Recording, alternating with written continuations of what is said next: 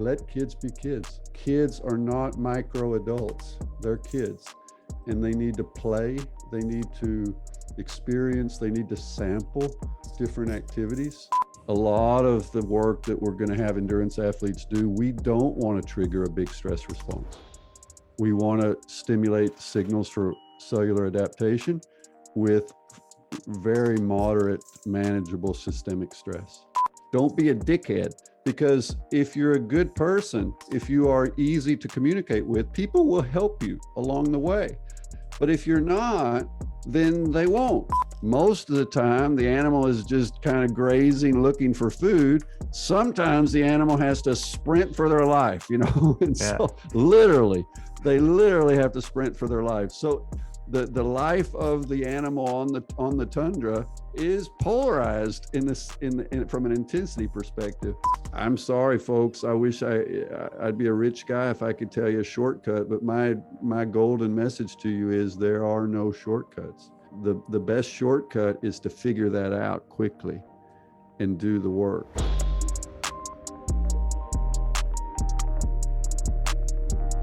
Okay, we're live on the podcast. How you doing? I'm doing good, thanks. It's springtime in Norway, so that's nice. Sunshine is restorative. What's the temperature like right now?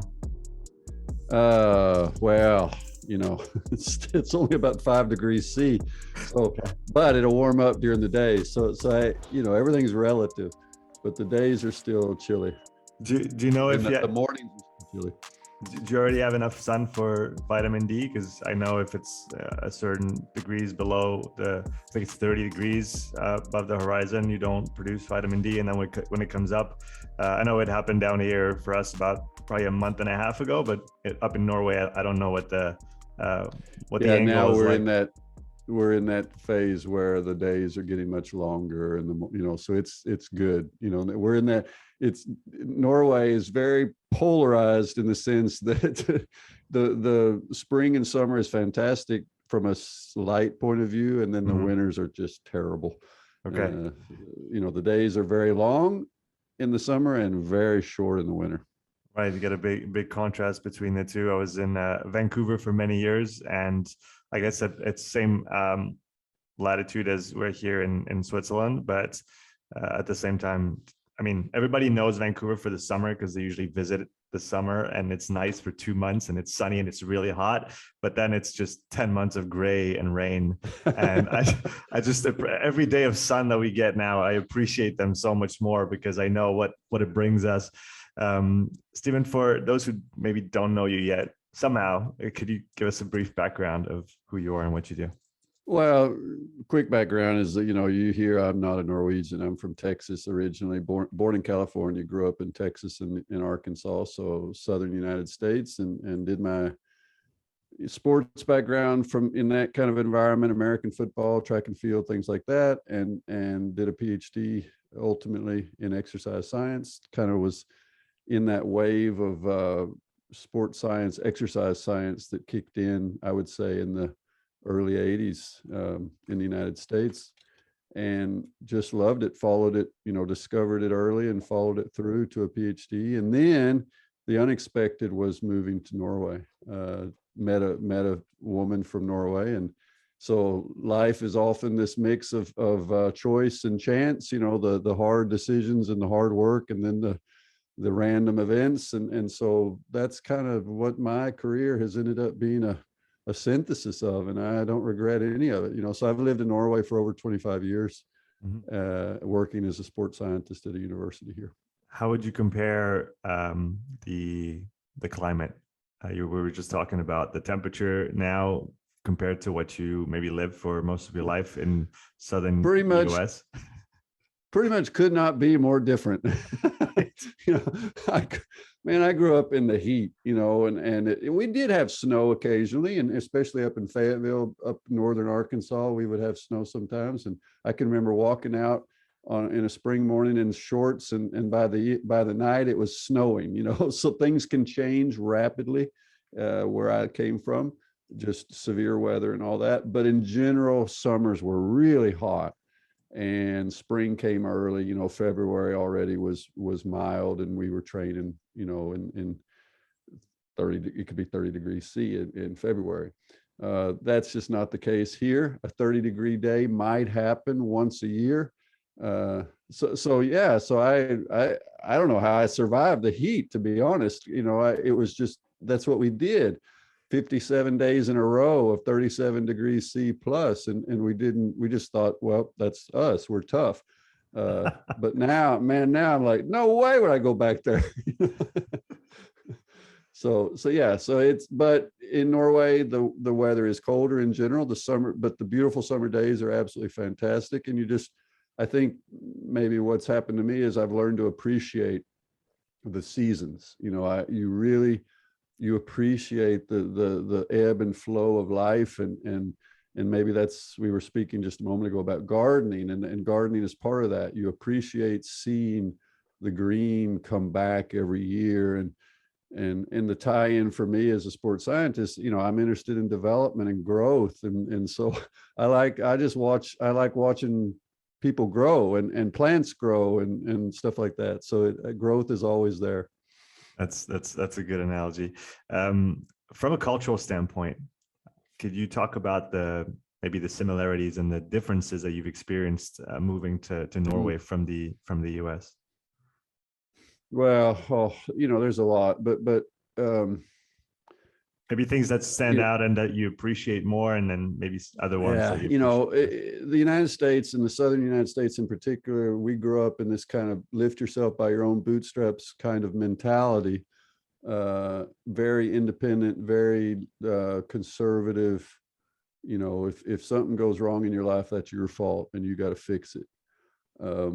Whereas the Norwegian mentality, despite their long tradition of raping and pillaging and plundering, and in the Viking times, is very socially cohesive now. And so and the whole system is built up around a kind of a solidarity and trying not to have too much inequality.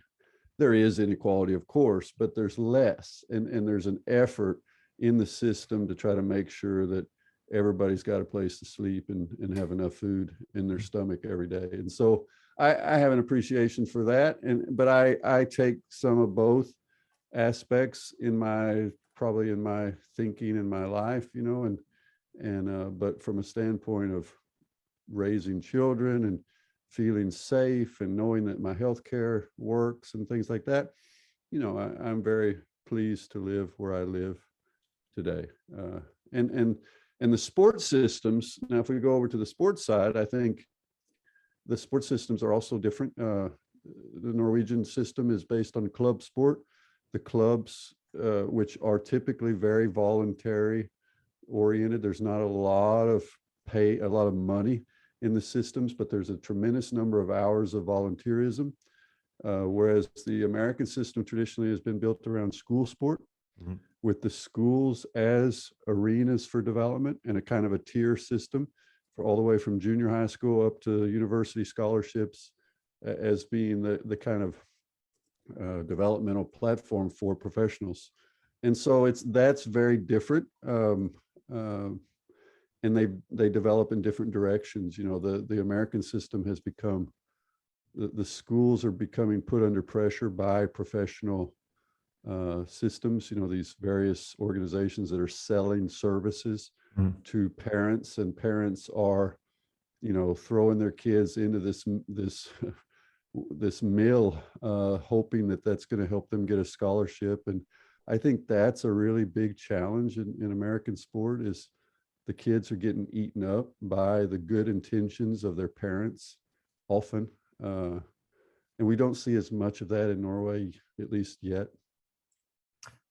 Would you have any maybe advice, maybe if there's a parent listening now that has a child that is in such a system, what advice would you have for them to maybe better navigate the difficulties of the situation?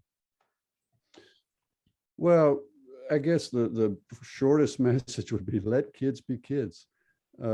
Kids are not micro adults. They're kids, and they need to play. They need to experience. They need to sample different activities. They don't need to specialize. And if we go into the research, we see you know, the success of Norwegian athletes, the success of athletes in general, is not generally through an early specialization pathway. We have these stories of Tiger Woods and so forth, but that's not the general rule. That's more the exception. And I think that's an important message for parents to understand, is that kids need to get to be kids, have fun with the sport. If the sport is fun, then they will continue doing it. And if they continue doing it and have some talent for it, then the process will take care of itself in many ways.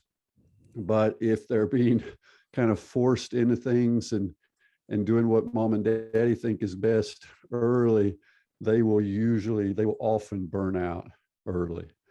And that's not the goal. No, it should never be.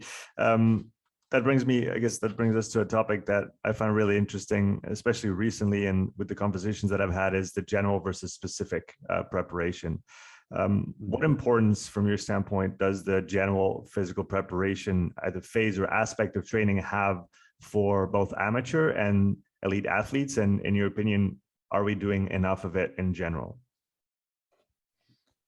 Yeah, it's a good question. Now, you can discuss a little bit about what do we put in those terms, what's general and what is specific. But I would say that again, this goes back to the issue of a broad base and sampling, is that when we have young athletes that have been exposed to different kinds of motor development situations, they've learned how to run and throw and move their bodies and, you know, swim or do a little bit of gymnastics or whatever it might be, that they have a more robust kind of library of movement abilities that helps them to enjoy sports, but also to avoid injury. Because a lot of, you know, that early specialization creates weaknesses in you might say, the motor framework of the athlete. It makes them vulnerable to, you know, they don't handle cross training, they don't handle other kinds of stimuli very well, and they get easily they suffer easily from overuse injuries and things like that. So that general preparation is about building robustness in the athlete, building durability so that they can tolerate and handle the more specific loads. And so I think that's another reason not to specialize too early. And there's maybe another aspect as well for maybe even more trained athletes, where you want to get away, quote unquote, from the patterns of your sport for maybe a shorter, maybe a longer amount of time, so you can come back to it fresh and, like you said, not overuse those patterns, and still develop in the meantime, and maybe also, I don't know if we might say, re-stimulate or resensitize your body to the stimuli, the specific stimuli you might be then applying when you go back to your sport specific training. Yeah, I mean, I can take the example of cycling. You know, cycling, you have a body position that's quite monotone, and you're crunched over, and you're kind of overusing some muscles and underusing others. And so for me, you know, even as a master's athlete, it is so important for me to get a couple of days in the weight room and just do mobility, just use my body very differently. Just mobilize and extend out my back and hips and do these things that are kind of the opposite of what I'm doing in cycling to stay healthy. And I find that it keeps me happier, healthier, and more functional. And if anything, it makes my power output, peak power on the bike, better. It certainly doesn't hurt it to invest those couple of days a week in the weight room. You recently did a great interview with Nils Van Der Poel and his coach on your YouTube channel. I recommend that everybody go check that out if they haven't already. And I guess the training manual, or how did you call it? Manifesto of training. Yeah. There's a wonderful document that he wrote, so I can recommend reading it. Absolutely, I would second that for sure.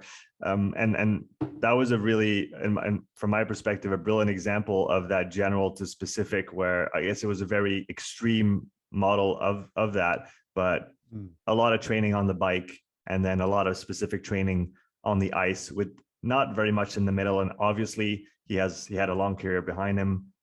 He's very good at skating on the ice already. So he had learned this, and he could fairly quickly go back to it, even though there was a couple of challenges the first day on the ice, as he explained.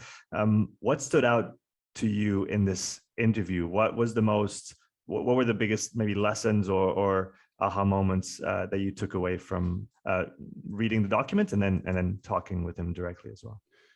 Yeah, it sounded like what he did was extremely extreme, but at the same time, in the interview, what was revealed was that actually it was well thought out, and pretty much every decision he made, he had some previous experience that guided him and gave him confidence in that decision. For example, he trusted that he could be away from the ice for several months and still retain that motor pattern and kind of recall it pretty quickly, because he had done that as a junior. He had left skating for several months and then had to come back quickly and demonstrate he could still skate fast, and he did it. So he had done almost pilot work for pretty much all of these seemingly very bold decisions in the course of his development as a young athlete. And he had the basis. He had played bandy. He had done other sports. He had a fairly robust background. And he also admitted when he made mistakes, when he pushed it too hard and he couldn't handle the running and things like that. So I think it was just a really honest interview, but also an athlete that was extremely reflective about his whole process and reflective about the mental challenges of it as well. That excuse me, that winning didn't necessarily give him that lifetime satisfaction that he thought it was going to. He becomes junior world champion, and he says, yeah, and that was great for about 10 seconds, or maybe the whole day, I believe he said. But then he became disillusioned by, is this it? And I think that's a really good lesson for all of us to remember, that it's really the process that gives us more value long term than the outcomes, because they're fleeting. Bjorn Daly, who was an Olympic champion from Norway, 8 gold medals in the Olympics, he says, I remember him writing that being a world champion is something that I have been, and it is something that I can be again, but it is not something I am. And he always saw it that way, that was just a transitive, moment of crossing the finish line, and then it's a process of, what's next. And I think that's the athlete mentality. How do you recommend that athletes, after a big competition that they've been maybe prepping for weeks or months, sometimes years, what would be your advice to smooth that transition after the high, before you get back into the next phase of training, whatever that might be? Oh, that's a wonderful question. Of course, I've never been an Olympic champion, so I can't relate to that. But, I think all of us have had moments in our life that were big, getting your PhD or the birth of your first child or things like that. And I think we just have to, what should I say, be willing to sit and smile and reflect on the path and enjoy the pathway that we have taken along, and then think, okay, but on any path, the path continues. So let myself enjoy this moment and take some deep breaths. Don't decide too soon. I remember when I became professor, when you get promoted to professor, that's a big step for a career. And for a brief time, I remember thinking, yeah, what do I do now? But then you kind of take some deep breaths and realize, oh man, this is just the beginning. This is not game over. So I think it's just enjoying the process. And And athletes with longevity, one of the things we see in them, by longevity, I mean ability to win multiple championships, to be repeat world champions and things like that. They just keep finding new things to get better at. The little things, they just keep iterating themselves and saying, this is still, I still can get better. There's things I can't, my VO2 max isn't going to get better, but I can get better at this part of my game. I can get better at drinking. I can get better at breathing better between the shots in the biathlon or whatever, So that's, I think, what typifies the long-term champions, the ones that really stay in the game a long time, is just enjoying the process and reflecting on that continuous self-improvement. If we continue talking about this, I think it's a great topic. I guess we could call it the psychology of a champion, because, like you said, it's not all just physiology. And as much as I love the topic and it's fascinating, that's really not what is gonna, in the end, really make a great career. You need to apply that physiology in the best environment possible. So you mentioned the part of enjoying the process. Is there other aspects that people need to think about when they, if they want to perform at the height of their own potential? What other things besides the training? Because we all kind of know what we have to do, what we should do in training, but maybe talk about all the other factors that impact that training and that maybe we should talk about a little bit more or pay more attention to. Oh, part of me is just saying, oh, man, where do I begin here? This interview is going to take hours, but just on this Friday, I had a guest lecture. I was teaching master's students in sports science, and they're second year students, and they're kind of starting to think about jobs and getting finished.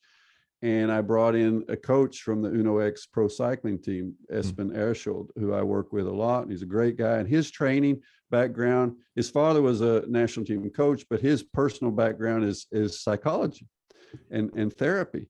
And I really see it in the way he talks with athletes. He connects with them. And then he put up a pyramid of kind of different factors and focus areas that the team was interested in developing, because they're a developmental team, and there were 10 of them, and really only about 1 or 2 of them were physical. And I thought that was, and he pointed that out, but I thought it was very illustrative of the realities of things. Is you got to have the talent, of course, but everybody at that level's got some pretty serious physical ability. So that's not the decider often. It's more about their ability to work with other people, like the I hate to say this, but like one of the edicts of the All Blacks, the rugby team from New Zealand, is don't be a dickhead. In other words, is being a good person. Because if you're a good person, if you are easy to communicate with, people will help you along the way. But if you're not, then they won't. And that's pretty decisive. It can be pretty important in the pathway of an athlete. Is just, remember that in your little bubble of self-absorption, which we athletes tend to have to go into, come out of it sometimes, folks, so that you can, be reasonable to talk to, that you respect other people, and just things like that. Is good communication, respect, for the people around you, learning how to deal with trauma and trials and tribulations, because you will crash, there's not an athlete around that doesn't have a story of redemption, that where they have, it fell apart. And usually that's part of the growth process. So the physical part is obviously important. You got to have the tools, but out of every 1,000 that have the tools, maybe 10% take the next step. So it's not just, that's not enough. That reminds me of a great book. It's more in the, let's say, business development side, called Never Eat Alone. where he talks about the importance of the network that you create around you, because no matter where you want to go in life, you're never going to get there by yourself. And I guess that's even maybe true. It gets truer and truer the higher you get as the higher level you reach as an athlete, because you need a bigger and bigger support team. And I guess we saw with Nils Van Der Poel that you can do with very little if you're, like you said, very thoughtful about what you put in place. But that's very interesting that you bring up, just being a good person. It goes such a long way, and you're gonna just enjoy the process so much, and the people around you are also gonna enjoy helping you, reach your own goals, because they're gonna get something out of it. Yeah, and I the thing that just struck me when I spoke with Niels was he was a nice person, extremely dedicated, hardcore, serious athlete, able to push some damn impressive watts.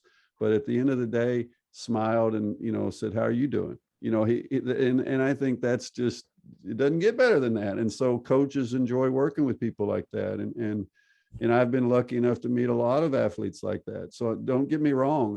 That's what I see in some of the best athletes in the world, is they're just good folks, and they care about life, and they care about others as well. And I would even say that sometimes what I've seen is that when athletes go from being solitary gladiators, they're single and they're, to a life phase where they enter into a relationship, they have children, and that almost makes them better athletes, because they appreciate it all more. It doesn't make them worse, it makes them better very often. Even though time commitments are tough, but they're disciplined and they appreciate the whole process even more. I guess it gives you something else to anchor to. Maybe if your training isn't going well, if physically you have an injury or something like that. If you only have training, you're more likely to get depressed from being injured and maybe kind of losing your way, quote unquote. But if you have that anchor, that family anchor, or maybe other activities on the side that are not directly related to training, just as a person, you're just more stable across time, and that's going to also be a factor in succeeding no matter what you're trying to do. Yeah, I think you hit it on the head there. I really do think that it's very challenging for athletes, because on the one hand, the ability to be laser focused and in a way kind of have some tendencies that aren't necessarily very healthy, in the sense that you become very isolated. That can be part of your success formula, but it's not sustainable. Mm-hmm. You need, you know what I mean? And you have to have an identity, a self-identity that's more than just I'm a runner. Because boy, as soon as you get an injury and you're not running, what then? Are you nothing? Of course not.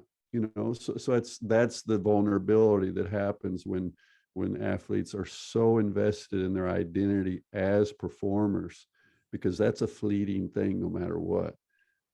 It won't last. Even the best of the best have a fairly short window of success at the highest level. So anyway, I think you're right. I think it has to do with just finding that balance in life, and running is something I do, but it's not only thing I am, or cycling, or whatever it may be.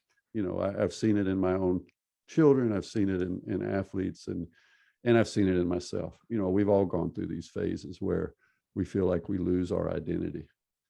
I guess we need to, after bringing intensity distribution to the forefront of the conversation, we need to talk about attention distribution, and also being balanced in the way that we look at our training. And there's times to go all in on training, but then there's times to maybe step away in more or less extreme ways, like Nils taking 2 days off every week, or having long months, sometimes years, without heavy training, but having both sides contribute to the equation at the end.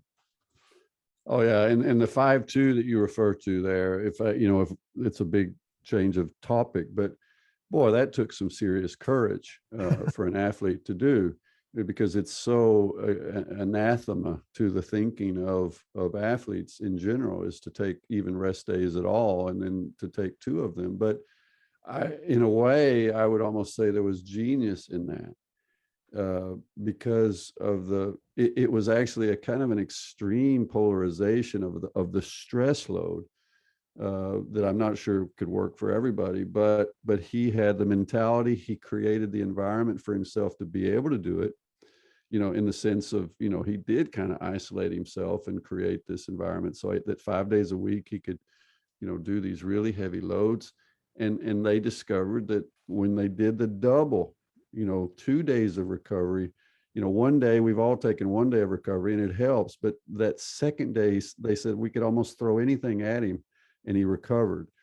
So that was really interesting revelation. But it wasn't them that discovered it. That the other thing, they had evidence from before of other athletes in Sweden that had successfully used this methodology. And he had done it initially, not because he thought it would make him a better athlete. It's because he wanted to do skydiving.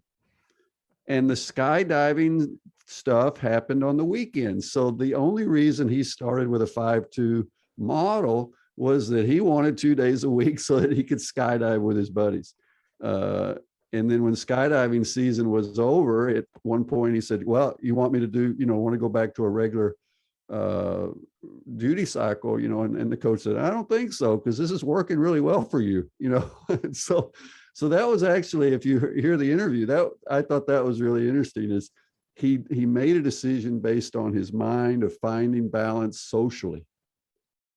5 hard days, and then I get 2 days to do what I want to with my buddies.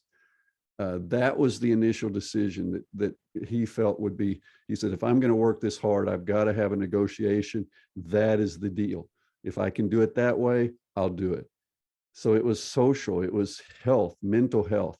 But then it turned out that it also gave him a physiological ebb and flow that worked. Mm-hmm. So I thought that was pretty fascinating. Now, again, I'm not trying to say everybody needs to suddenly go 5-2, but I am thinking, hey, don't be afraid of rest. Don't be afraid of rest days. They are restorative. I think probably these full-on rest days have a remarkable importance for resetting the autonomic nervous system, for example. I think that may be one of the big issues, because the autonomic nervous system is what often will get kind of thrown out of balance by the repetitive loads. And he was, with that, he also knew that on day 5 of his 5-day training block, he could not do the same work as he did on day 1, which maybe could irritate some athletes that expect the same level of output every single day and every single training. But he knew that, and he actually structured his training in such a way that it was harder on the first days and maybe a little bit not easier, because it was still monstrous workloads and intensities, but it was different day 4 and 5. And he knew he could not have the same level as day 1, which again takes a lot of introspection and just acceptance of how the body adapts and is influenced by training. Yeah, I agree. It was an interesting, and he said, because we were in these fairly regimented cycles of activity for weeks after weeks, he had excellent data in this comparative data to know, and just a few percentage point change in his power told him something that would be enough to him to say, I need more rest, and so it was, again, it's a one-off, but it is reflective of just the process of some of the best athletes. And I think we could go into other athletes and find that they didn't write a manifesto, but they've been similarly aware, self-aware, and similarly tuned in to their own bodies. And I do think that's in an age of metrics, because Van Der Poel didn't measure a whole lot of stuff. He mostly, he measured watts pretty regularly, but he didn't measure lactate all the time or heart rate all the time or whatever. But he was very well tuned into his body's signals. And I think that is still what we see in the best athletes is that inner calibration that you need to have. You need to work on that, and don't become blinded by your metrics. I want to talk watts for a minute here, and more specifically about his quote unquote threshold season. So given the numbers that he shared, I think he shared when you asked him about his FTP, if I remember correctly, he said 440, and then you said, oh, on a 20 minutes. He said, no, on 60 minutes. So what does that tell you about his 400 watts repeats on his in his threshold season? Would you call that threshold? Would you call that something else? Would cyclists call this sweet spot? Is it tempo? Yeah. If we were to go there, what Right. would you what tagline would you put on this type of training? I think he was definitely above his first lactate turn point when he was doing those. He didn't measure lactate very often, but based on every piece of information he provided, which was substantial, I would say, yeah, he was above LT1. He was below his hour of power or maximum lactate steady state, but not too far below. So he was in that, I would call it threshold range. I got to be honest, I don't use the term sweet spot because it gets defined so broadly that it's like saying that a tennis racket, the entire tennis racket head is a sweet spot. Well, that's not true. People just define it so broadly that it no longer is useful as a term. So I just stick with some physiology and say, yeah, he was between these two demarcations that we are able to fairly reasonably define, but he was staying there. He was collecting a tremendous number of minutes at that generally is not, people who do threshold workouts, they're just not doing it that way. They're not in that zone that long, doing the efforts that he was doing. The typical threshold workout for people is 30 minutes, right? And or something like that, 30, 40 minutes of threshold work. And Van Der Poel was collecting up to 2 hours, accumulating up to 2 hours of work at 400 watts. So that's pretty serious stimuli. And it was brutal. So these are hard sessions. And this goes into this issue of intensity distribution and, what's threshold, what's high intensity and everything. And when I first published, and presented this idea of a polarized model, because this is what we saw in rowers, this is what we saw in cross-country skiers, is that it was very polarized. But we've seen there's data from other athletes that's more pyramidal. Marathoners, for example, might be pyramidal, or depending on where they are in the season, as we see with Van Der Poel, that how he's constructing a hard stimuli is changing during the season. Mm-hmm. So he has a period where the hard stimuli, the tough, high stress stimuli, is coming in the form of threshold workouts. And then later, that hard stimuli is coming in the form of more race pace workouts, which look a lot like VO2 max sessions because of the nature of what he was training for, the 5,000 and the 10,000 in skating, which is 6 to 12 and a half, 13 minutes.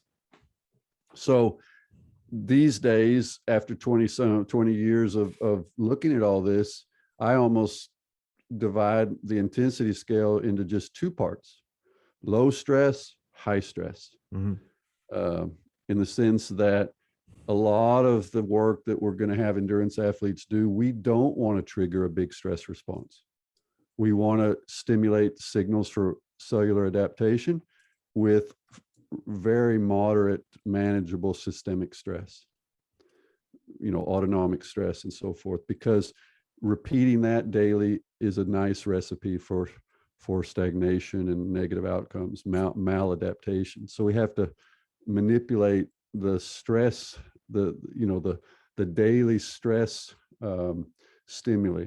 And Van Der Poel was kind of, in a way, breaking that rule, but he was doing it by inserting these double rest days, if you know what I'm saying. That's what was so critical to being able to do 5 days in a row, was then to do 2 just full-on rest days and be so true to that, And in fact, if he was not true to it, it was because he took an extra rest day. If you go into his training logs, it wasn't that he occasionally would only rest one day. It was more likely that he would sometimes rest 3 days, because it was just, he had pushed himself so hard that he needed an extra day. So I see a lot of interesting things about what he did, but at the same time, it kind of blends into our understanding of stress and recovery. And, nowadays I kind of talk in terms of green or orange red. It's kind of a mix, and it can be threshold that starts in zone 3 and moves into zone 4. It can be a zone 4 workout. You know what I'm saying? So, because that's a dynamic. Once you get across that threshold of the threshold, it is dynamic in the sense that the internal load is not constant. It is drifting upward. And so that also is part of that, the importance of that demarcation, is that you can stay in a quasi steady state if you're fairly fit in that low intensity green zone, 65% of VO2 max. You can do several hours, and well-trained athletes stay pretty steady there for a long time. But once you move into that, above the LT1, and clearly once you move closer to LT2, now we're in this dynamic zone where your FTP is changing. It's deteriorating as you go. Does that make sense?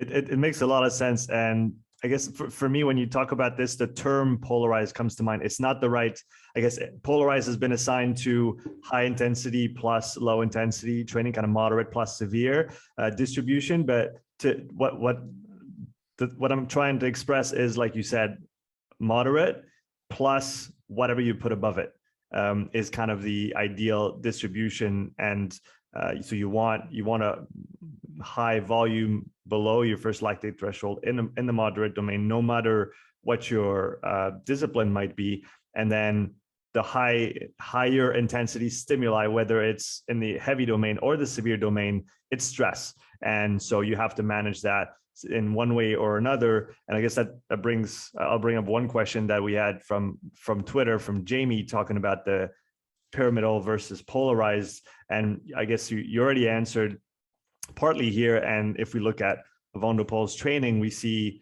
an aerobic block, which is essentially high volumes of moderate intensity exercise, I guess well below his first lactate threshold for up to 35-40 hours per week, and then moving into his threshold season, which is high volumes of heavy intensity domain training for him, plus still a fair amount of moderate, and then moving into a more polarized kind of specific season where he's going to train race pace and still keep a good amount of low intensity. So we have kind of both of these pyramidal and polarized, but it's just, like you said, at different moments of the season for a different purpose leading into the specifics of the sport.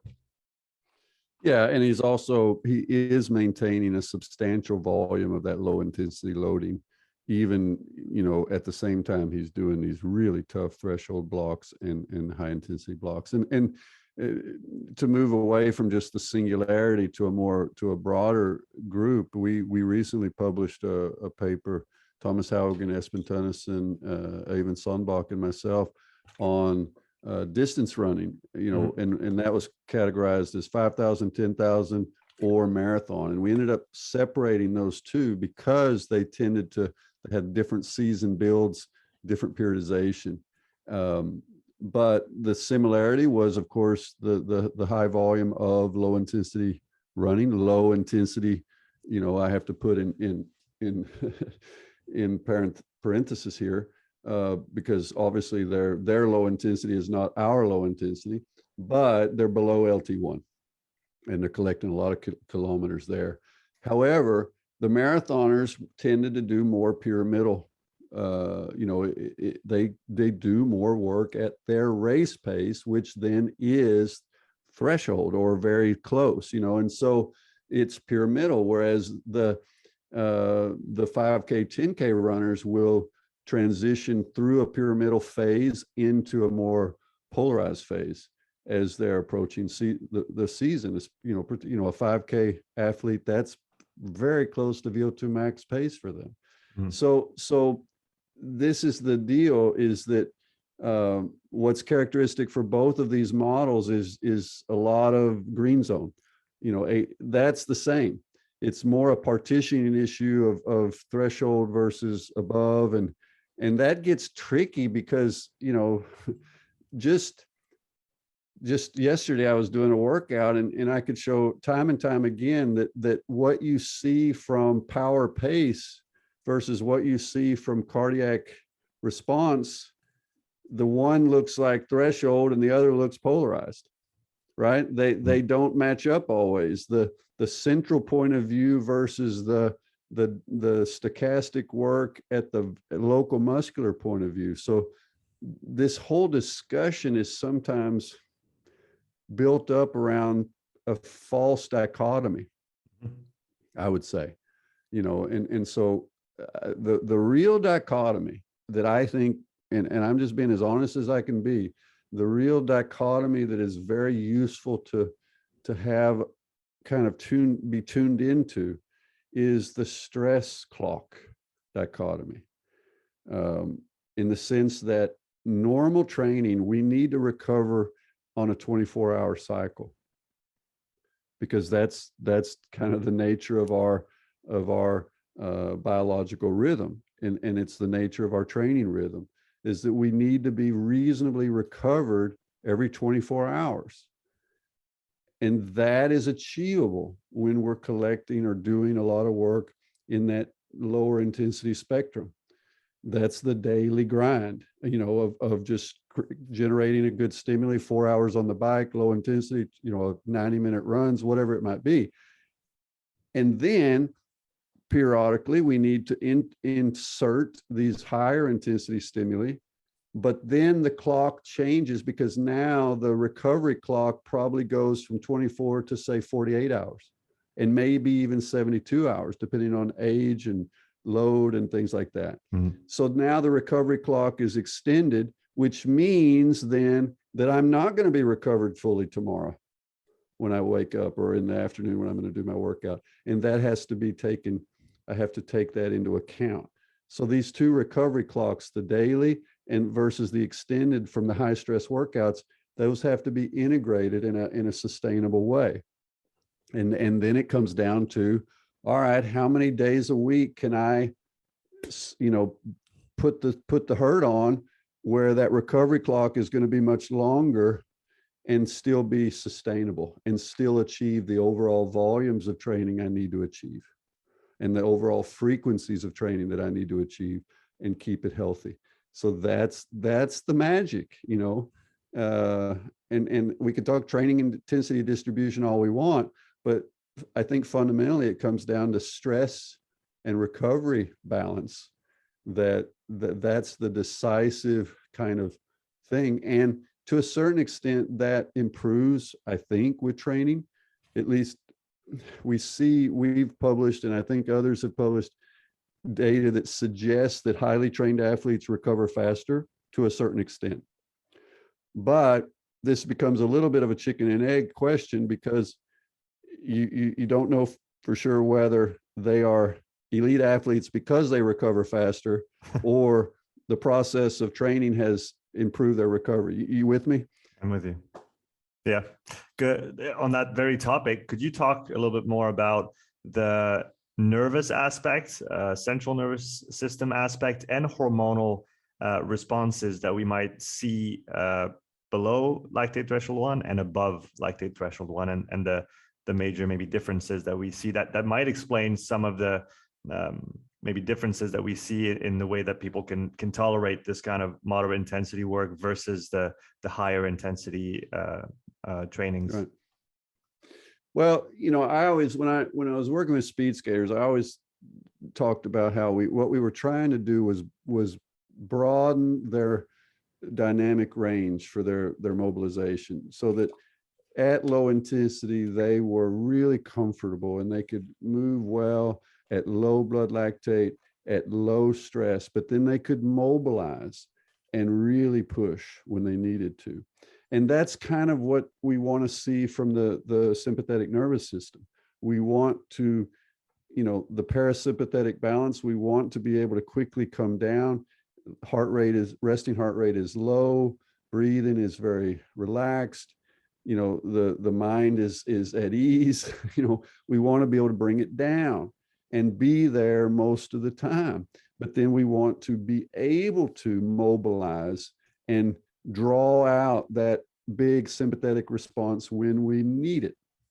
So this is that dynamic modulation of the sympathetic nervous system that is an optimal condition. Now, what ends up being the risk with the kinds of training loads that endurance athletes do is a bit of a regression towards the mean, where the parasympathetic level is increased and the peak sympathetic response is blunted, right? And that is a kind of a staleness or stagnation that athletes will often perceive, and it will manifest itself in the form of, they'll say, I can't get my heart rate up, right? So now this is paradoxical, and it's tricky because it will confuse coaches and athletes, because they'll say, they go out, they're at what should be a moderate intensity, but heart rate's 10 beats lower than normal. Now, what do? Well, what will tend to happen is they'll say, I need to push harder, right? I must be really fit because my heart rate's lower, and I was taught that lower heart rate at a given watts means I'm fitter.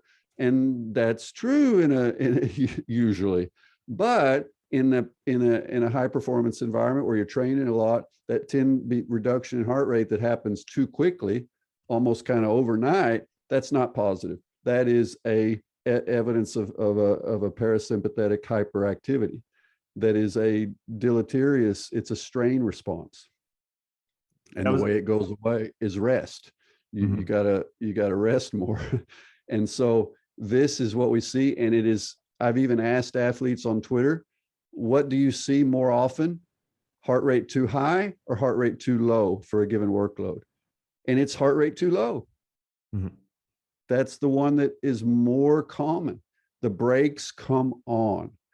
And so the sympathetic nervous system, that parasympathetic sympathetic balance, I think is probably one of the big issues, the big modifiable, modulated systemic responses that the athlete has to manage. I think that's why heart rate variability for many is a useful tool if they use it consistently and interpret it correctly. Yeah, I'm not trying to sell watches or sell anything, because I'm just saying I think there is a connection, and that is there is a reason why heart rate variability continues to be seen by many as a useful tool. On the same topic, but in a slightly different sport, I was talking with some powerlifting coaches from France a few days ago, and we were talking about zone 2 low intensity work, and they were saying that since they've started including just a little bit of this work with their lifters over the last few months, they've actually seen tremendous benefits even in that population. And that goes back to what you were saying, kind of just giving yourself more range, knowing how to switch off your sympathetic nervous system, because obviously when you're lifting heavy weights, you're kind of, you have to be in a sympathetic state.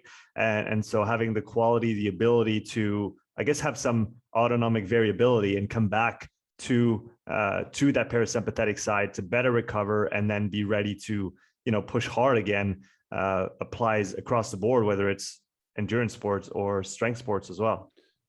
Yeah, I think so. And I've gotten asked this many times in recent years as well. What about sprinting? What about football? What about this? Can the polarized model work for this?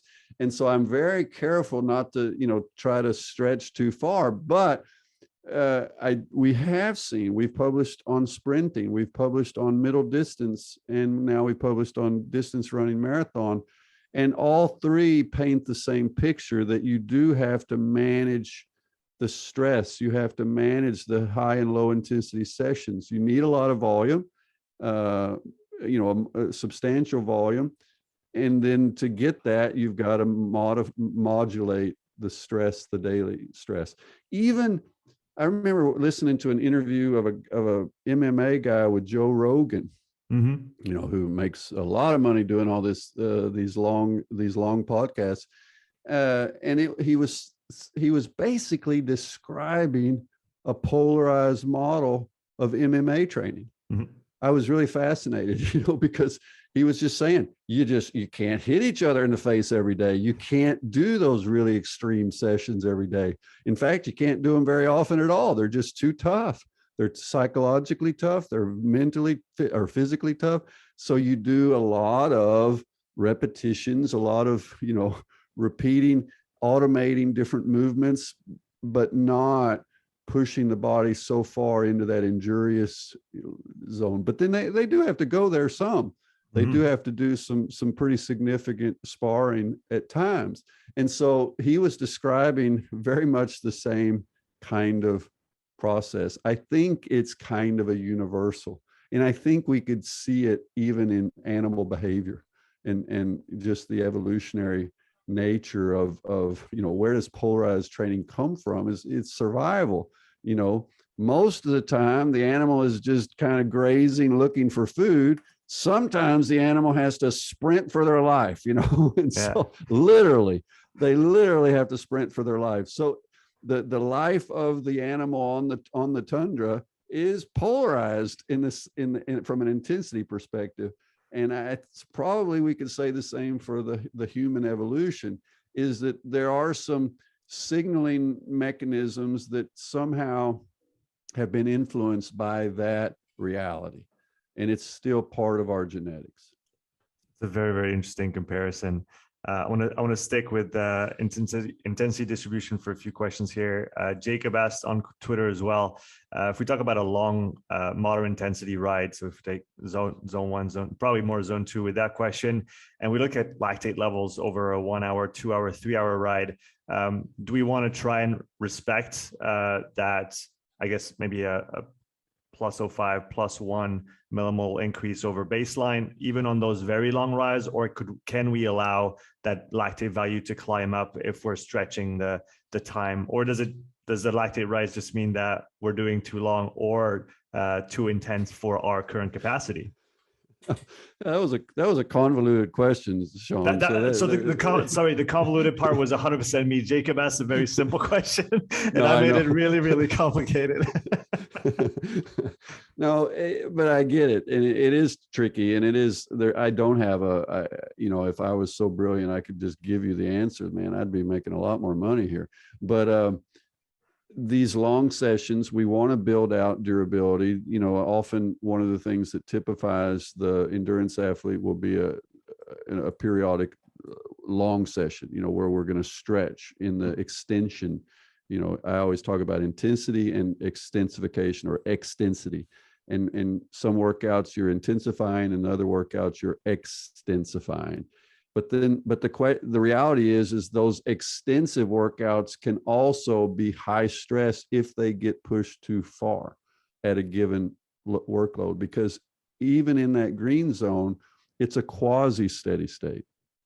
It's not a forever steady state they're in. And we know that, we athletes understand this, but so that if I'm used to 2 hour rides, at 65% max, and I can be just flat for 2 hours. If I go to 3, it's more stressful. That third hour is a different hour than the first and second hour, right? And it will generally, for me and for a lot of athletes, manifest with cardiac drift. But why is that drifting? Well, even if hydration is maintained, you're drinking and all that, it still happens, and it seems to be related to changes in motor unit recruitment, meaning the brain is having to recruit more muscle because there is fatigue happening in the motor units. And motor units just means the little blocks of muscle fibers that are controlled by one specific nerve. The brain kind of organizes things in little groupings. Anyway, these groupings, it's like having to call in reinforcements, an extra platoon as the exercise extends. And as that happens, some of those motor units that are being recruited will tend to be these faster units. which that seems to explain why lactate may actually go up. And I've even seen, and even measured in myself, that two things can be happening at the same time that are seemingly paradoxical. And that is, the one is that fat utilization is going up because you're mobilizing more fatty acids. This is one of the things we see as duration in minutes extends. And at the same time, lactate is edging up towards the end of a workout. And you're saying, well, wait a minute, that's just can't be right. You can't have more, a lower RER, meaning more fat, and a bit higher lactate. That's you're just measuring wrong. No, it actually happens because there is a dynamic balance, and the total sum of all these muscle motor units is dictating that, and probably increasing the recruitment of some of these higher, fast twitch groupings is contributing to a higher lactate in the mix. Okay. Now the question is, all right, what do we do about that? Do we let it happen? And to a certain extent, I want to say, yeah, you do let it happen periodically, because this is part of the process of trying to extend the durability of your system. And the only way we're going to get there is to get into that uncomfortable zone periodically, but not every day. So again, it comes down to balance. How often do we stretch in either the intensification domain or the extensification domain? Because we're gradually trying to stretch both to increase the overall capacity of our athlete. And in the time course of their developmental career, the intensification scope happens earlier.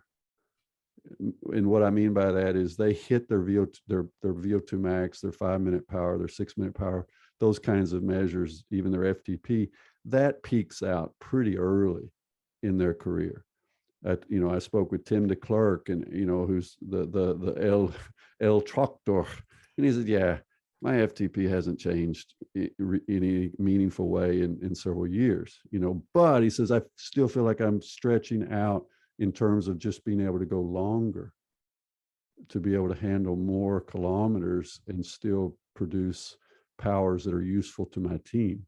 So this is that durability component, and it just takes time. So the extensification part of the training process seems to be a longer training process. And the good news about that is that you can keep getting better, right? And probably a bit more efficient. There's probably a number of issues that are packed into that improved durability, both behavioral and physiological.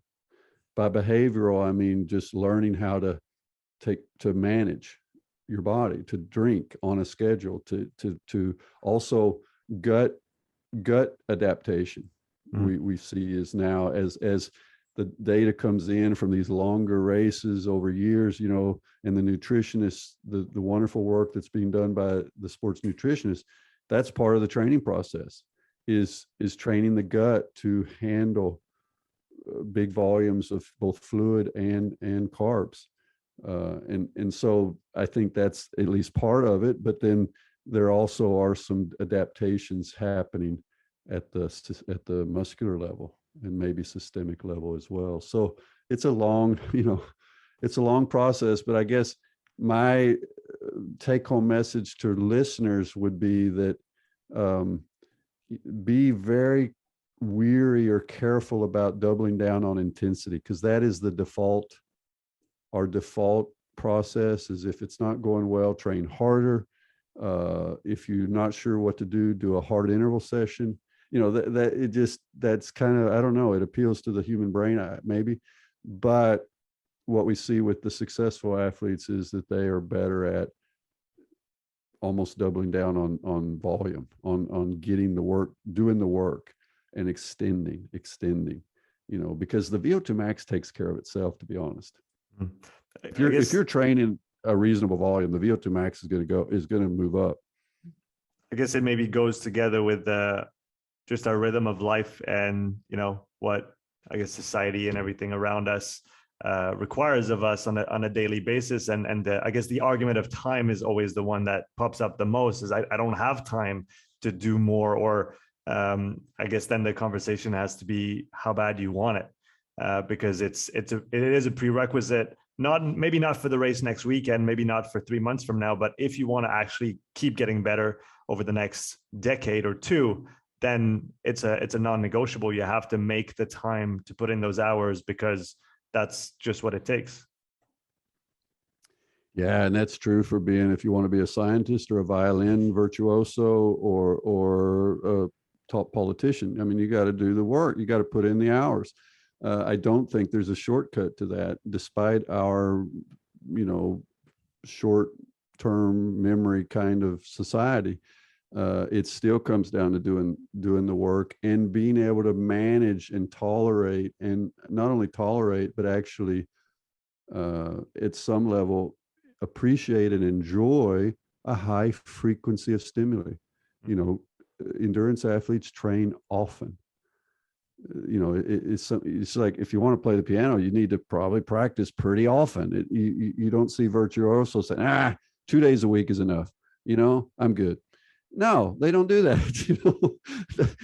So this is the frequency of stimuli. I even made a little pyramid for my students. I said, look, first, I don't care whether it's your grandma or an athlete or whatever.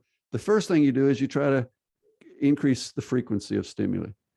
Now, if 0 is where they're at, then getting them up to getting out the door 3 days a week is a wonderful improvement. And if that's where they say that's sustainable for me, 3 days a week is sustainable. Mm-hmm. Brilliant. Okay. So first we try to get into a sustainable habit, with frequency being the key. How many times are you getting out the door each week, or each 10-day cycle or whatever? And then we say, all right, now let's lengthen some of those. Frequency, extension. And then now if they're doing both of those, now we can say, hey, you know what? Some hill repeats wouldn't be so bad. It's okay. Let's do a little bit of intensity here. But that's that's the icing on the cake. Whereas often the icing is being applied before you even have a cake, that's usually doesn't make for a good cake. So anyway, so that, if I were going to say create a pyramid, it's frequency, duration, intensity on top. And unfortunately for beginners, we often do it in the opposite direction. Yeah, and especially then if you consider sleeping habits and nutritional habits and stress and everything that imposes on the body, with the added stress of high intensity training, and that's usually not a great recipe for longevity. Talking about longevity, another question is the utility of zone 2 work for longevity in fast twitch athletes, or people that are maybe sprinters.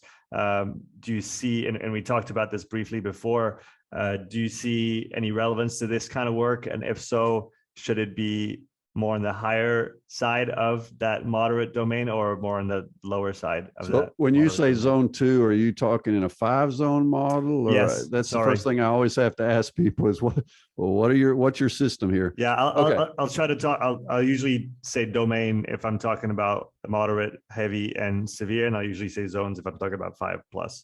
So here zone 2, as far as I understand it, is moderate intensity. Yeah, in that 5-zone model, at least the one that we use in Norway, that would still be under the LT1. Right. But it would be a darker green, you might say. And it's an arbitrary, the cutoff between zone 1 and zone 2 in a 5-zone model is arbitrary. It's not determined by any clear physiological distinction, but you're closer to LT1. And then the question then becomes, for a time crunched athlete, is it better for me to go up to zone 2 and do shorter time, because I don't have 3 hours, but can I do zone 2 and only go 90 minutes? And I suspect there is some trade-off there, right? At some point, you probably do need to spend some real hours on the bike or just running. You need to extend in just pure time, because time represents the repetitions, the pounding on the legs and things like that you do need to develop. and you can't cheat that. If you're training for a marathon or something, or a 5-hour fondo in cycling, you need to put in some hours. I do think that's important.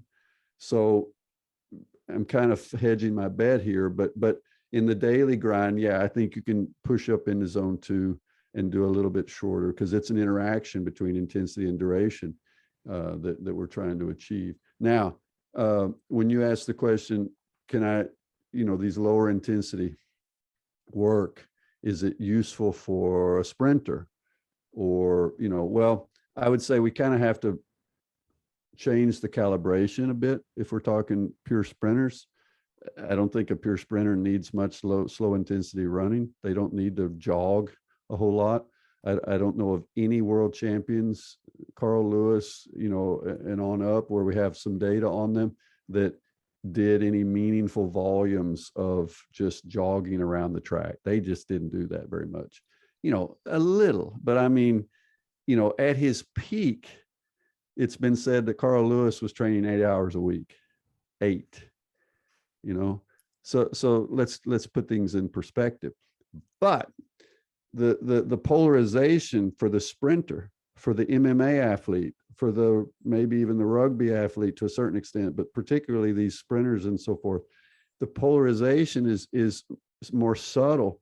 The best sprinters in the world are accumulating a lot of repetitions at maybe 92% of peak velocity, right?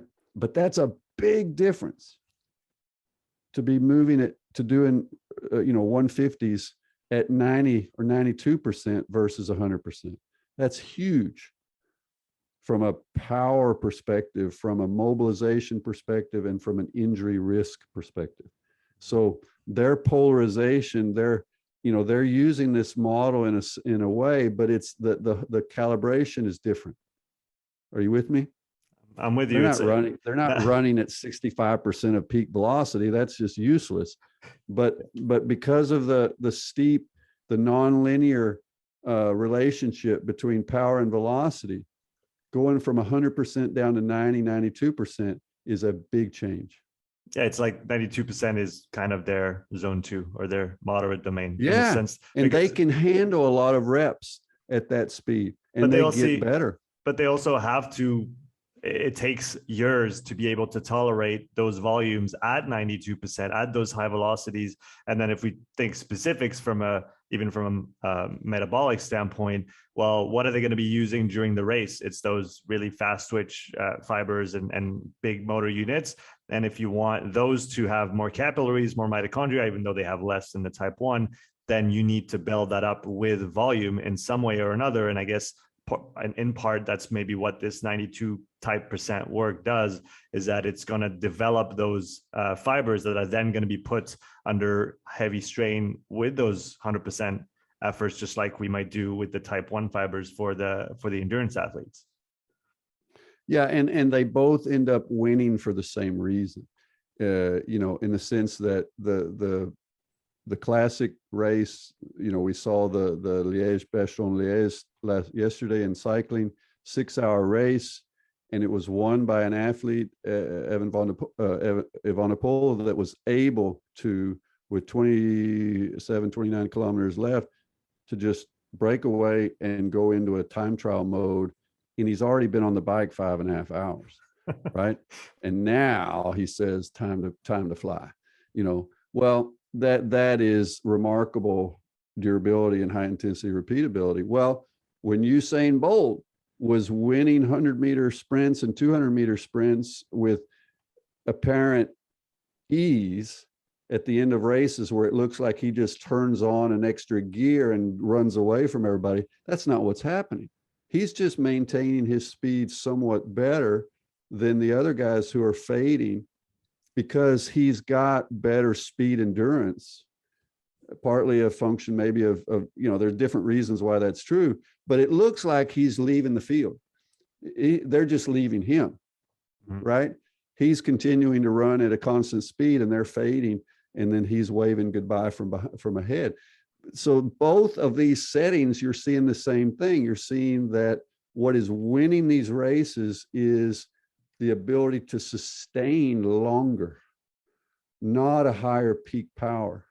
Does that make sense? It does. Fatigue resistance comes to mind. It's really at the heart of everything, except maybe the 60 meter where it's really just acceleration. You don't have that trying to not slow down at the end of the race. No. But 100 and up, you're trying to slow down slower. Obviously, if I think about Usain Bolt's world record on the 100, he accelerated for longer than everybody else, which was tremendous, up to, I think, 70 or maybe 80 meters.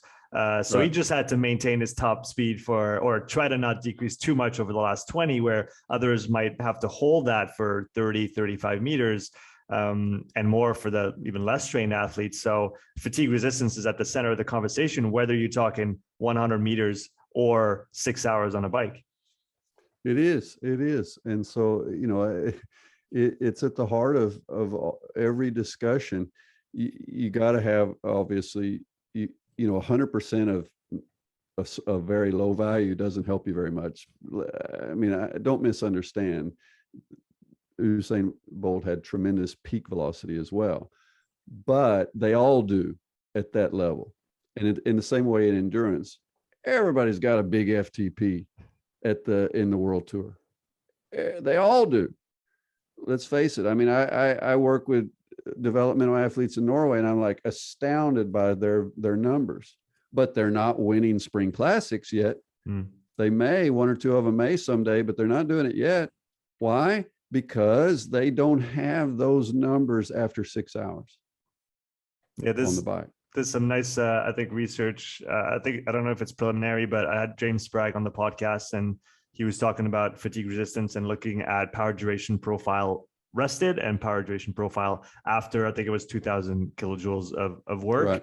And that was highly predictive, or more predictive of performance in a race than the fresh power duration profile. And it also seemed like that kind of quality was highly correlated, as everybody might have guessed now, to the volume of moderate intensity exercise that those people were performing. So again, fatigue resistance.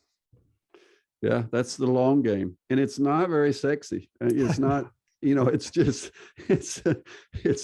it's getting comfortable with the moderately uncomfortable that we deal with. And back to Van Der Poel, he said the same thing. He said, I had to decide whether I was, I had to do a negotiation with myself about this issue of doing the 6 hour workouts and this is, 7 hour plods and that, and am I willing to do that work to build that resilience and so forth. And so I'm sorry, folks. I wish I'd be a rich guy if I could tell you a shortcut, but my golden message to you is there are no shortcuts.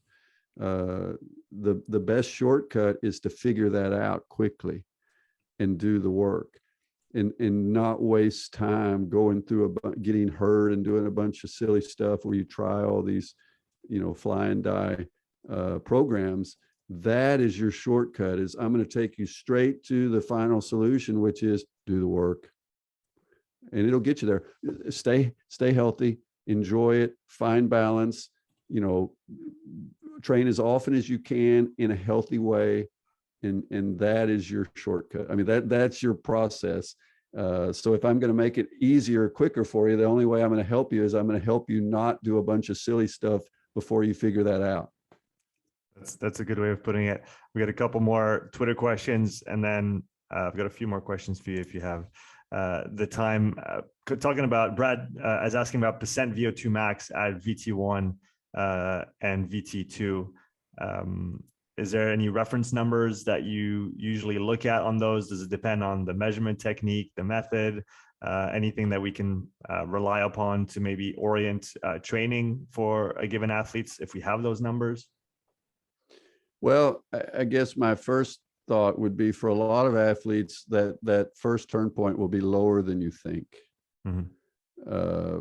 Partly because we have a tendency to inflate those numbers. It's like the bench press or the squat in the weight room, is we don't go deep enough and then we give ourselves credit for a bigger squat than we really have. And unfortunately, the endurance version of that is that we inflate the LT1 and the LT2, and probably, well, at least maybe the biggest danger is to overinflate that LT2 power or pace, because that's kind of the one that you want to stay under that radar for a lot of your volume. And if you are really underestimating or overestimating that, then probably that means you're doing too much work in that kind of moderato zone. And that's a great recipe for stagnation. So is it 65%? A lot of people want it to be 75%, and then they want the LT2 to be like almost 90%. And folks, if it's not, then the worst thing you can do is pretend that it is. Okay? Meaning that if the data says that you've got your lactates going up at 64% of VO2 max or whatever, deal with it, live with it, and let that slowly get better. But also remember that if you've got a big VO2 max, 65% of that is still a big flux. And that's one of the things we have to remember, is that one of the athletes with these huge VO2 maxes, when they're working at 60% of that, that's still a big oxidative flux that's going through their musculature. So you got to calibrate that a bit. And that partly explains why the elite athletes almost seem to be working at a lower intensity, relatively speaking, because the reference frame that we're calibrating against their supernatural VO2 max, or not supernatural, but it's upper echelon, right? So small percentages, 60% of those big values, that's a big flux, and so they're getting nice stimuli. Whereas the beginner athlete that has a low VO2 max may feel like they may almost be at a higher percentage of that initially, because they've just got no scope. You with me? They have a very limited scope of modulation. So what we see with athletes that have tended to be training too much in that middle zone is their blood lactates are two plus millimolar almost before they've gotten out of the changing room, to get on the bike for a test. They're just everything's elevated. And if what we've seen is, if they put in some weeks of kind of disciplined training where low is kept low and high is high, and then the lactate threshold curve, the LT profile, starts to look better. It looks more like what we see in athletes, which is flat, flat, flat, flat, flat, and then inflection instead of going up the whole time. Yeah, that makes a lot of sense. Another question was about microcycle length from Kieran. He was asking, what are the pros and cons of a longer microcycle length, maybe up to 9 or 10 days from your perspective? Oh, that's a great question. And I've can actually answer this a bit, because we experimented with this with my own daughter, who I coached. And what we find, the 7-day cycle, that is the weekly rhythm. It is kind of built into society. It's very difficult to work your way out of, because things like long rides, facility access, and so forth often are built around the 7-day cycle. So I get that. But it's very difficult to structure your intensity distribution on a 7-day cycle, because what you end up doing is you tend to try to squeeze too much in. You think, well, I need 2 interval sessions, and I also need a tough long run, and well, that's 3 days, and now I've got 4 left, and well, that's really not 80-20, and this, so already from the start, it begins to be pretty tough. But if you stretch it out, so with my daughter, we went to 10 days, and then we ended up easing back to 9, and that gave her just a little more room, a little more air in the program, so that now 2 hard days were surrounded by more green zone training, and she just tolerated it better. Everything, she came into a flow, and it worked. Now, if I'm a triathlete, I might go over to a 14-day cycle, because they want to do some swim sessions, some key sessions in swimming, cycling, and running. as well as pad it all with a lot of total volume. So I'd say, well, all right, no way that's going to work with 7-day cycles. You're going to be constantly just trying to push too much into the box. So let's stretch it out to a 14-day rhythm. And then within a 14-day rhythm, then you can think in terms of key workouts in the different domains or different disciplines. And I think it's more sustainable. That's really smart and interesting. Like you said, just using that, I guess it is an arbitrary frame, a societal and cultural arbitrary frame of 7 days, but we don't think twice. We just think this is what we have to work with. This is how we're going to do it. But like you said, depending on the discipline, depending on what you want to do, it takes, like you said, off the bat, a lot of pressure off when you think, well, I have more days to do all of this work, and now I don't have to just kind of fail from the start because I have no time to begin with, and now I have to place all those different low intensity and high intensity workouts. So that's really interesting. Last question, and then I have some closing questions for you. Last question from David, who's asking about your research on respiratory rates, and you wanted to know if you had any interesting findings to share there. Well, I've got a PowerPoint presentation I could show you right now, but I did a workout last night. But yeah, one of the things I've been interested in is trying to understand the relationship between the internal and the external load and how that changes during workouts, during races, and so forth. And everybody knows that we can measure heart rate drift, but we also see that heart rate doesn't tell the whole story, because heart rate, all of us have been in a situation where heart rate has come up to a pretty high level. It's 93, 94%, but it's steady. But we're fading. We're struggling. We're having to mobilize. We're digging deeper and deeper to try to do the work in that session, even though heart rate is got into this quasi steady state. So there's a mismatch, particularly in the high intensity domain when things get really gnarly.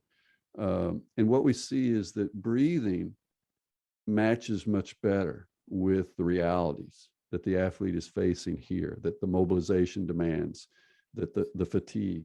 And I see it in myself. We've seen it in athletes. Andrea Nicolo has done some wonderful work on this, that the brain controls breathing frequency differently, that it controls tidal volume. You have tidal volume and breathing frequency that together will give you ventilatory volume. And so what we're doing some projects now, and I use a wearable shirt that I find, we've gone through some developmental stuff, and it's just great now, and it's working super. And it tells me a tremendous amount about the realities of the fatigue process in a different way than heart rate is able to do. I'm not going to throw heart rate out. I'm not saying that, but heart rate plus breathing. I mean, think about it, man. We for decades, we know this. Hospitals know this. They don't just measure heart rate. That's the first thing they want to see is, are you breathing, and how are you breathing, right? Because it is so important. It's so indicative of your current state. When you get wheeled if you get wheeled into the hospital, God forbid, unconscious, that's what's going to be the first two things they're going to look at is, do you have a pulse and are you breathing, right? Well, it also works beautifully out in the training environment, pulse, heart rate, and breathing. And we know this. I mean, good grief, you're racing somebody and you come up beside them on the bike. What do? You listen. How are they breathing, right? And if they're struggling, well, everybody's hurting. But if you feel like they're struggling more than you are, you attack, right? And if you're struggling, then you hide it by trying to hide your breathing and don't show them that you're about to blow up a lung. So this is, we know this intuitively. And I think we're developing tools to be able to get real-time feedback on breathing out in the field and use that in a constructive way to help make decisions about, for example, saying, nah, that's enough. You've pushed far enough into the red zone. Does that make sense? I think what we're going to see is that athletes have a maximum breathing frequency, a functional breathing frequency, just like they have a maximum heart rate. And so we're looking in Norway at whether or not that breathing should be part of our intensity zone framework, whether breathing frequency or other manifestations of ventilation can be very useful from an intensity distribution or intensity zone control point, because it's particularly at the high intensities and with fatigue, the scope of breathing modulation is much bigger than the scope of heart rate modulation. So it's kind of more sensitive, if that makes sense. It does. How do we then account for the fact that, and I find that fascinating about the respiratory system, is that it's both autonomic and under voluntary control if we decided to Right. be. So how do we parse that out? Because I personally know that, I mean, breathing has been something I've been very interested in for a couple of years now, and I've had the chance to talk about a bunch of people that think very highly of breathing in the training realm in terms of what it can bring to an athlete on different levels.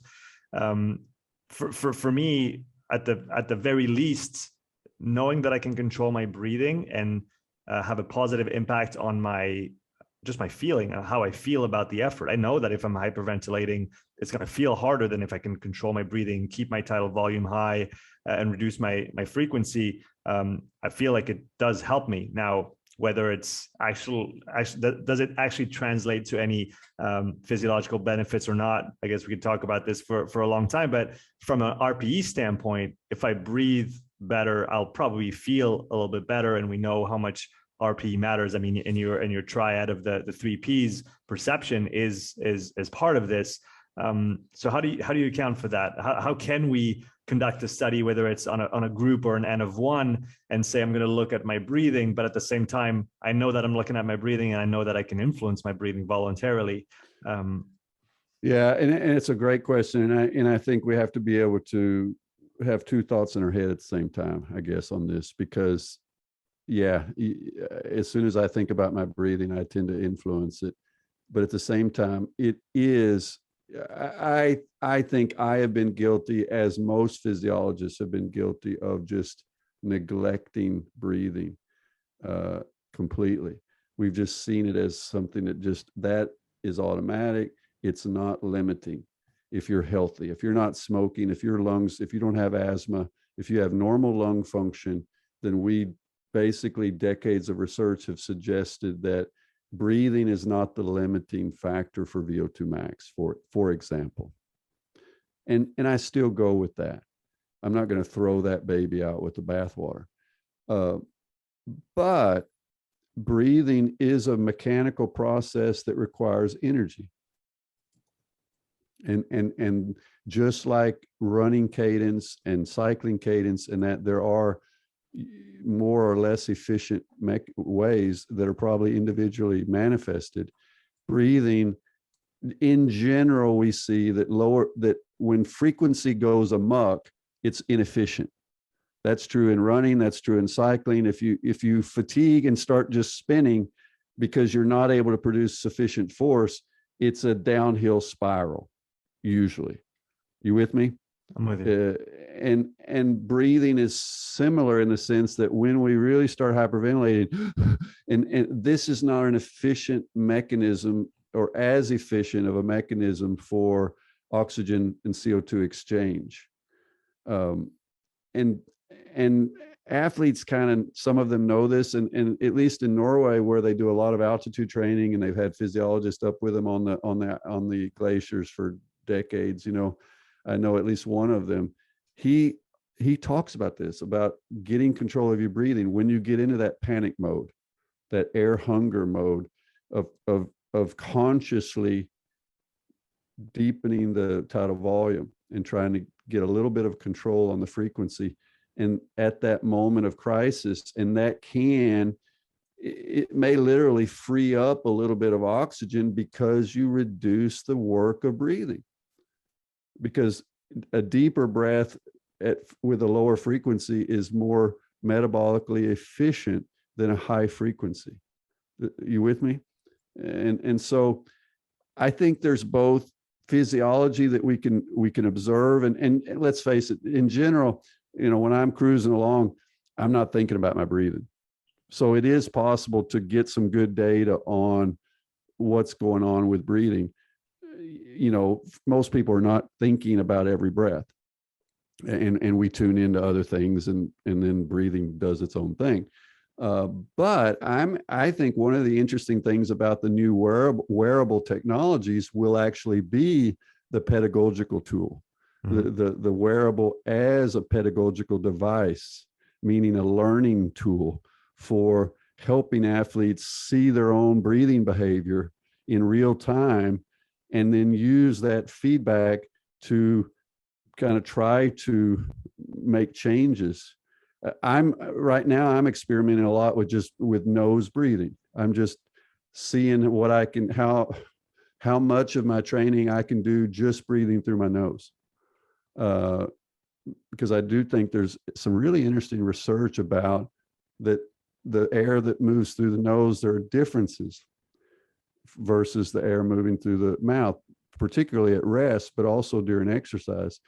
And moving through the nose, it seems to be associated with less risk of infections, with more nitric oxide production, which might have some importance from a standpoint of oxygen removal at the muscular level. So and at CO2 O2 balance. So I think there's, the Chinese and others have been playing around with breathing in different ways for a millennia. And so I find that every once in a while it's useful to return to some of these old issues with new technologies and see if maybe we have misunderstood at least some of it. I think our basic understanding of the physiology is reasonable, but is there some potential in better measurement and understanding of the breathing dynamics? I think so. Yeah, I think it's an interesting area. Yeah, I find it fascinating. You talked about efficient breathing with deeper breaths. I think dead space is one of the reasons you might want to breathe less frequently and reduce, even though it's not a large amount in one breath, maybe 150, 200 millimeters of air that's not going to touch the alveoli and actually exchange oxygen. Well, if you breathe 20 or 50 breaths per minute, well, that multiplies it quickly. There's obviously, like we said, the surface of exchange. If you're just breathing in the top of your lungs, where you're not taking, benefit of all the surface that you could have with the good diaphragmatic excursions. Like you said, there's many different realms to explore with breathing and performance, maybe even just health, as you mentioned. For those interested, you mentioned nitric oxide and breathing through your nose. I had a chat with a guy called Evan Pike on recently, and he's been looking into endothelial enos for quite a while now, and he explains essentially that yes, nitric oxide is, as a vasodilator, is a very important molecule in our body, but it's not actually the same one as the one that's released or that we talk about when we're breathing through our nose. So for those who want to dig into that, that's an interesting conversation there. I know we're nearing on the end of our chat here. You have a call pretty soon, so I'm going to go in with my closing questions, if that's okay with you. Sure. Okay, let's do it. So first one would be, what sport or sports has changed your perspective the most since you started in the field? Oh, wow. What sport or sports changed my perspective? The most, yeah. The biggest aha moments or shifts in overall perspective and philosophy. Well, I guess the first aha moment was seeing data on rowers, German rowers and Norwegian rowers that were international medal winners, and seeing that polarized distribution they had. How particularly that data was really polarized. I mean, they were either doing just these long, extensive workouts, or they were doing some serious efforts, and that was, I think, influenced by Mauder from Germany. And so that probably started, it was at least one of the triggers that started me thinking that maybe what I had learned in my sports science courses in the United States was not necessarily super relevant for well-trained athletes. That's an aha moment. And then more recently, cycling is just, because of the tools of cycling, the power measurements that we're able to do, the fact that cycling is almost like a mobile laboratory, and meeting up and working with data scientists, developing our own tools for analytics and so forth. That's been really aha in the most, last year or two for me, as I've come back into sports science really hard after some leadership years. It's been fantastic. And so cycling gives us a really good window in, because of the measurability of different phenomena that's perhaps still ahead of a lot of other sports like rowing, running, and so forth. So far so good on that. It's I feel like I'm learning a lot. What are some of the lessons you wish you knew when you started out in the field? Oh, well, I mean, I did everything wrong, pretty much, that you can do as an athlete. I trained too hard and doubled down on intensity and did everything that I now try to get other people not to do. So, I guess it's been good for my career to learn these things and be able to, but from an athlete standpoint, if I could peel away 30 years and do things over, then I would train very differently than I did at 25 years old. You wear many hats. One of them is as a teacher. So what has teaching others taught you about either life or yourself? Well, teaching is one of the best ways in the world to learn.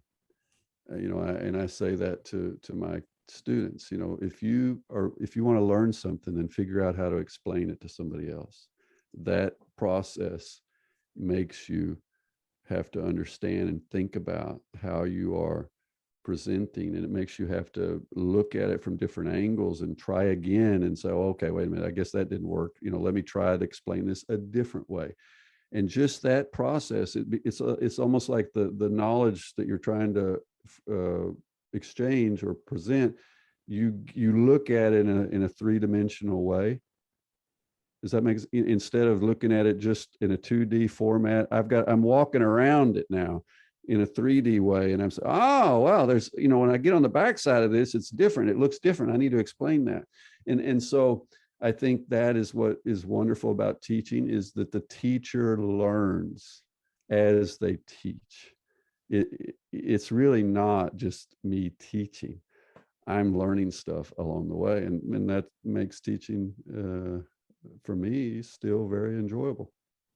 It's been a fantastic exchange with you today. I have one last question, which is about what do you look forward to in the coming years in terms of research in the world of sports science and sports performance? What are the most interesting areas that you look forward to learning from and about? Yeah, the most exciting thing for me right now is this triad, this trinity that is emerging, where it's athlete coach, sports scientist, and then a kind of a data scientist as a third part of a trinity that I find to be a really powerful working group if we appreciate each other and appreciate the different knowledge components that we possess, and understand how we can amplify each other if we work together. And that's what I'm feeling, what I'm seeing in really good environments, in performance environments, is this mutual respect and this dynamic process around that the data scientist is able to bring things to the table that the sports scientist is just not. We're not coders, and the athlete coach, they understand processes from the inside. They have a what do you call this in Norwegian? Taus knowledge. They have an implicit knowledge, or that it may be a little bit difficult for them to define it, but with some help from the others, then all of a sudden, man, things start happening. So I'm in some of these.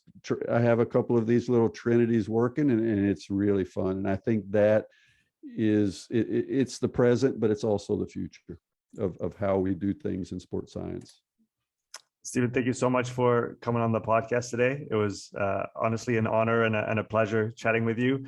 If people want to learn more about what you do, where can they find you online? Well, I'm on Twitter, for good and bad.